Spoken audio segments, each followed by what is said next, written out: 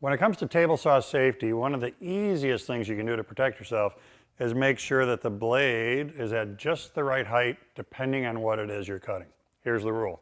Bottom of the gullets, even with the top of what you're cutting. Very simple, except gullet is such a weird word. Gullet, that's these valleys in between the teeth. So very, very simple setting. Bottom of the gullet, even with the top of what you're cutting, just like that. The other thing that comes out of this is that many blade manufacturers today have this setting in mind when they come up with their geometry for the blade. So they're also thinking about this is where we need to be to get the optimal cut quality out of a particular blade.